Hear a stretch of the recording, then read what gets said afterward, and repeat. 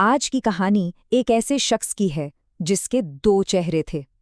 एक तरफ उस पर सड़क पर बम फेंकने के आरोप थे और दूसरी तरफ वो संसद में बैठकर देश के सबसे बड़े फैसलों पर वोट दे रहा था। ये कहानी है अतीक अहमद की। तो सवाल यही उठता है कि आखिर ये हुआ कैसे? कैसे एक आदमी जिस पर हत्या से लेकर अनगिनत जुर्म के इल्जाम थे, वो माननीय सांसद बनकर संसद में शपथ ले सकता है? देखिए, ये सिर्फ अतीक अहमद की कहानी नहीं है। ये उस सिस्टम की भी पड़ताल है जहां जुर्म और सियासत के बीच की लकीर मिट सी जाती है। कहानी का अंत शायद सबसे चौंकाने वाला था। 15 अप्रैल 2023 को पूर्व सांसद अतीक अहमद की पुलिस कस्टडी में लाइव टीवी पर गोलियों से भूनकर हत्या कर दी गई। लेकिन इस खूनी अंत तक की कहानी पहुंची कैसे? चलिए बिल्कुल शुरू से शुरू करते हैं। अतीक अहमद की कहानी शुरू होती है प्रयागराज के एक बेहद गरीब तांगे वाले के घर से। तो सवाल ये है कि एक तांगे वाले का लड़का जुर्म और सियासत की दुनिया का इतना बड़ा और ताकतवर बाहुबली आखिर बना कैसे? अतीक का उठना बहुत तेज और बेरहम था। सोचिए, सिर्फ 17 साल की उम्र में उस पर पहला मर्डर चार्ज लग गया। उसने शुरुआत की इलाके के सबसे बड़े गैंगस्टर चांद बाबा के अंडर काम करके, लेकिन उसके इरादे कहीं ज्यादा बड़े थे। 1989 में उसने अपने ही गुरु चांद बाबा के खिलाफ चुनाव लड़ा और जीत गया। चुनाव के कुछ ही दिन बाद चांद बाबा का मर्डर हो गया और अतीक ने उसकी राजनीतिक गद्दी और उसके पूरे क्रिमिनल एम्पायर दोनों पर कब्जा कर लिया। और यहीं पर हमें बाहुबली शब्द को समझना होगा। ये कोई मामूली क्रिमिनल नहीं होता।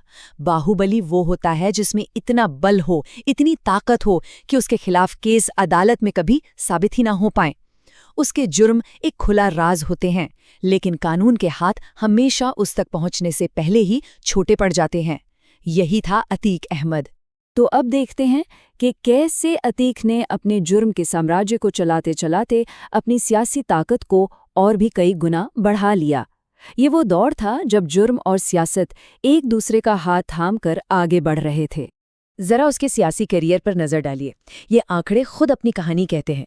1989 से 2004 तक लगातार 5 बार विधायक, फिर 2004 में सांसद, और वो भी फूलपुर जैसी सीट से जहां से कभी देश के पहले प्रधानमंत्री जवाहरलाल नेहरू चुनाव जीतते थे।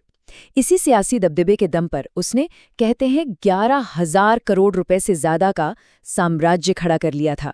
उसके राज करने का तरीका दो मुंहा था। बिल्कुल, एक तरफ था कानून तोड़ने वाला अतीक, जो जमीनें हड़पता, वसूली करता और बूथ कैप्चर करवाता था, और दूसरी तरफ थी लोगों की अदालत चलाने वाला अतीक, जो मोहल्ले के झगड़े निपटाता, यहां तक कि शादियों में दहेज तक तय करता था। और इसी वजह से उसकी एक रॉबिनहुड वाली इमेज बन गई, जो उसे लगातार वोट दिलाती रही। दशकों तक अतीक का दबदबा ऐसे ही चलता रहा, लेकिन फिर एक ऐसा केस सामने आया जिसने सारा खेल पलट दिया। ये वो मामला था जो आखिरकार उसके पतन की वजह बना। चलिए इसे एक एक करके समझते हैं। 2005 में उसके सियासी दुश्मन राजू पाल का मर्डर हो जाता है। केस का मुख्य गवाह था उनका वकील उमेश पाल। 1 साल बाद उमेश पाल ने पुलिस में शिकायत की कि अतीक ने उसे किडनैप करके बयान बदलने पर मजबूर किया।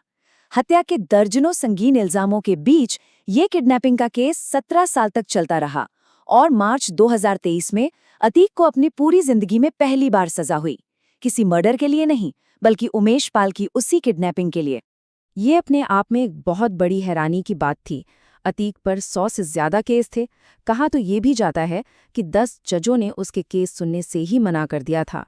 लेकिन इतने संगीन आरोपों के पहाड़ के नीचे से सिर्फ एक किडनैपिंग का मामला ही था जो उस पर साबित हो सका।